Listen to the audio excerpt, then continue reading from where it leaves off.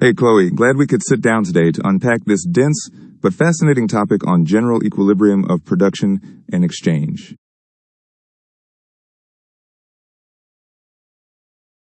Yeah, Liam, it's a hefty subject, but really central to understanding how economies coordinate so many moving parts at once. I'm looking forward to diving in. Absolutely. So, to kick things off, general equilibrium theory is all about how supply and demand balance simultaneously across multiple markets, right? Not just one market in isolation. Exactly. It's like looking at the whole economy as a system where everything is interconnected. Goods, factors of production, consumers, firms, all interacting to reach a state where markets clear. And to analyze this, economists use some powerful tools and models. One of the foundational ones is the Edgeworth box, which gives a graphical way to understand pure exchange between two consumers. Right, the Edgeworth box was invented by Francis Isidro Edgeworth, a political economist from Oxford. It's essentially a rectangle that represents all possible allocations of two goods between two individuals. Yeah, and each point inside the box corresponds to a particular distribution of those two goods between the two consumers. What's neat is that it lets us visualize their preferences through indifference curves. Those indifference curves show combinations of goods that give the same level of satisfaction to each consumer. And when the curves of the two consumers just touch, are tangent, that's where the contract curve comes in. The contract curve is crucial. It's the set of all points where the two consumers' indifference curves are tangent, meaning no further mutually beneficial trades are possible. So these points represent Pareto-efficient allocations. Exactly. At any point on the contract curve, you can't make one consumer better off without making the other worse off. It's like a negotiation table, where both parties have reached a deal they don't want to change. That's a great analogy. And it's important to note that the Edgeworth box is a pure exchange model. It assumes the goods are already produced and focuses on how they're distributed. Which brings us nicely to Pareto efficiency itself. It's a fundamental concept in economics. An allocation is Pareto efficient if no reallocation can make someone better off without hurting someone else. And a Pareto improvement is any change that benefits at least one person without making anyone else worse off. So, moving from an inefficient allocation inside the production possibility frontier to a point on the frontier is a Pareto improvement. Right. The production possibility frontier, or PPF, shows the maximum output combinations of two goods an economy can produce. Points on the frontier are efficient. Points inside are inefficient and allow for improvements.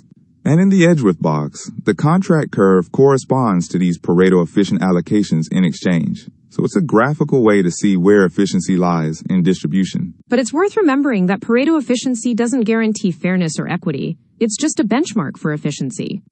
True. It's silent on how the pie is divided, only that no one can be made better off without hurting someone else. Moving on, general equilibrium requires efficiency in three dimensions: production, consumption, and product mix. Yeah, so production efficiency means inputs like labor and capital are allocated so you can't increase output of one good without decreasing output of another. This corresponds to points on the production contract curve. Then consumption efficiency means goods are distributed among consumers so that no one can be made better off without making someone else worse off. This is the contract curve in the Edgeworth box.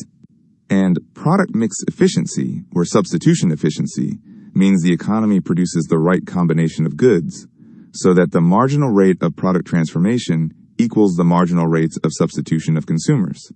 In other words, the rate at which goods can be transformed in production matches the rate at which consumers are willing to substitute between them. Exactly. And these efficiencies are characterized by marginal conditions. For production, the marginal rate of technical substitution between inputs is equal across goods. For consumption, the marginal rates of substitution are equal across consumers. And for product mix, the marginal rate of product transformation equals the marginal rates of substitution for all consumers. It's like a well-tuned orchestra, where production, consumption, and product mix are all in harmony. I like that image. Now, to make this more concrete, economists often use the 2x2x2 general equilibrium model. Right. That's a simplified economy with two consumers, two goods, and two factors of production: labor and capital. The model assumes factors are homogeneous and divisible. Production technologies have smooth, convex isoquants with diminishing technical substitution, And consumers have convex indifference curves aiming to maximize utility subject to income constraints. Firms maximize profits subject to production functions. Consumers own the factors of production. There's full employment. And perfect competition exists in all markets. And importantly, all agents face the same prices for goods and factors.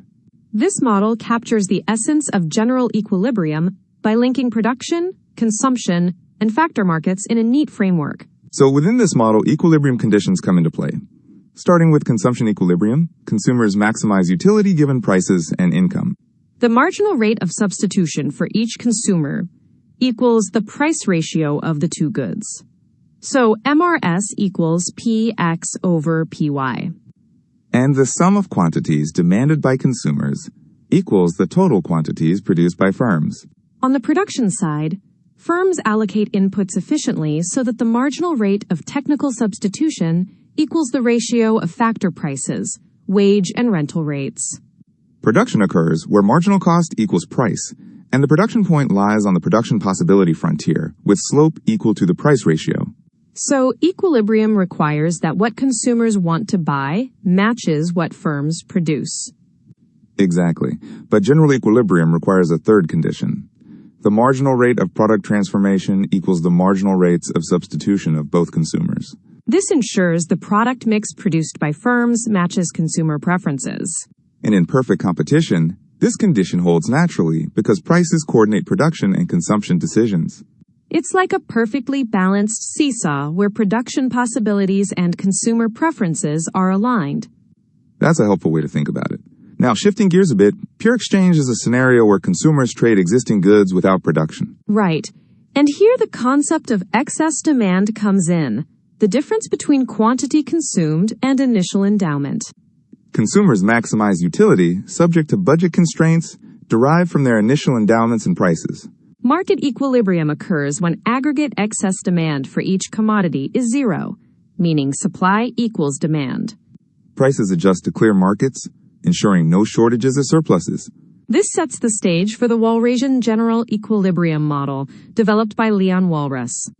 Walras' model is the most ambitious framework, describing how prices and quantities in all markets are determined simultaneously through a system of equations. And Walras' law states that if supply equals demand in all but one market, then it must also hold in the last market. In the 2x2x2 model, there are 18 unknowns, quantities demanded and supplied of goods and factors, plus prices. And 18 equations, demand and supply functions, plus market clearing conditions.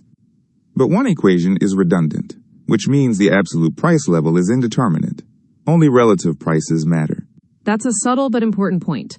The model yields relative prices, not absolute ones. The model assumes perfect information, rational agents, and perfect competition. While idealized, it provides a foundational framework for understanding market coordination. Finally, the general equilibrium solution determines quantities produced of goods, their distribution among consumers, and allocation of labor and capital between goods.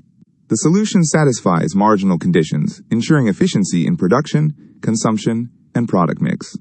Prices of commodities and factors emerge endogenously to balance supply and demand. And again, only relative prices matter. If all prices change proportionally, the real allocation remains unchanged. So, to wrap up, general equilibrium theory, through tools like the Edgeworth box and Walrasian model, offers a powerful lens to understand the complex interdependencies in an economy. It's elegant how decentralized decisions by consumers and firms can lead to efficient outcomes under certain conditions. And while the math can be complex, the economic intuition is really about how resources and goods are allocated efficiently. Yeah, it's a beautiful blend of rigor and insight. Definitely. Hopefully this gives our listeners a clear and nuanced understanding of general equilibrium in production and exchange. Agreed. Thanks for the great discussion. Thank you. Looking forward to our next deep dive.